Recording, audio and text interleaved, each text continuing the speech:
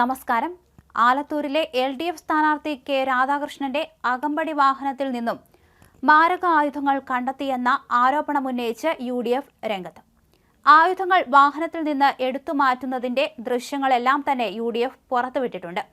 ഇന്നലെ വൈകിട്ട് കൊട്ടിക്കലാശം കഴിഞ്ഞു പോകുന്ന വാഹനവ്യൂഹത്തിലായിരുന്നു ആയുധങ്ങൾ ഉണ്ടായിരുന്നത്. ചേലക്കര മണ്ഡലത്തിൽ ആയുധങ്ങളുമായി പോകുന്ന വാഹനത്തിന്റെ CCTV ദൃശ്യങ്ങളാണ് പുറത്തു വന്നിരിക്കുന്നത്.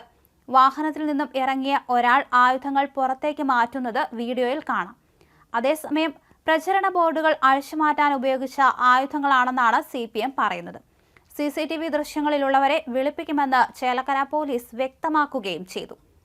നമുക്കിതൊന്ന് വ്യക്തമായിട്ട് മനസ്സിലാക്കാൻ സാധിക്കുന്നത്, ദൃശ്യങ്ങളിൽ നിന്ന് നമുക്ക് മനസ്സിലാക്കാൻ സാധിക്കുന്നത്, മാരകായുധങ്ങൾ എടുത്ത് കാറിൽ നിന്ന് പുറത്തിടുകയും CCTV ദൃശ്യങ്ങളിൽ അത് കണ്ടോ എന്ന് സംശയം തോന്നി കാറിന്റെ പിൻസീറ്റിലിരുന്ന ആള് കാർ പിന്നോട്ടെടുക്കാൻ പറയുകയും ആ തിരിച്ച മാരകായുധങ്ങൾ കാറിലേക്ക് എടുത്തിട്ട് കാർ പിന്നോട്ട് പോവുകയുണ്ടായിരുന്നു. മുന്നോട്ട് പിന്നെ കാറ് പോയിട്ടില്ല. എനിക്ക് വളരെ കൃത്യമായിട്ട് ആസൂത്രിതമായിട്ട് CPM-ഉം LDF-ഉം ഈ തെരഞ്ഞെടുപ്പ് അട്ടിമറിക്കുന്നതിന് വേണ്ടിയിട്ടുള്ള ഒരു ശ്രമമാണ് ഇതിൽ നടത്തിയിരിക്കുന്നത്. മുന്നോട്ട് പോകുന്ന സമയം പ്രത്യേകിച്ച് നിമിഷങ്ങളും മണിക്കൂറുകളും മാത്രം ബാക്കി നിൽക്കെ സ്വന്തം വാഹന പ്രചരണത്തിന്റെ കൂടെ പോകുന്ന അകമ്പടി പോയിരിക്കുന്ന വാഹനത്തിൽ മാരകായുധങ്ങൾ കൊണ്ടുപോയിരിക്കുകയാണ് മന്ത്രി ചെയ്തിരിക്കുന്നത്.